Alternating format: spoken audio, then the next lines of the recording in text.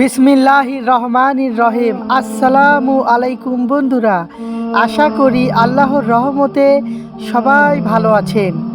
আলোর পথে জিহাদ চ্যানেলে আপনাদের সবাইকে স্বাগতম। প্রতিদিন 5 ওয়াক্ত নামাজের পর আয়াতুল কুরসি পাঠ করবেন, তাহলে মৃত্যুর সাথে সাথে জান্নাতে যেতে পারবেন ইনশাআল্লাহ। রাসূল সাল্লাল্লাহু আলাইহি ওয়াসাল্লাম নিজেই প্রতি ফরজ নামাজের পর পর আয়াতুল কুরসি পাঠ করতেন। প্রত্যেকটি কাজের শুরুতে বিসমিল্লাহ বলবেন।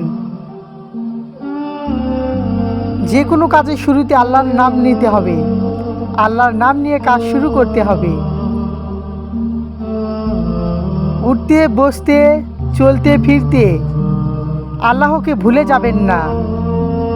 আল্লাহ আপনাকে সব সময় দেখছেন। আল্লাহ অন্তরের খবর জানেন। সব সময় নেক কাজ করার চেষ্টা করবেন, নেক আমল করার চেষ্টা করবেন।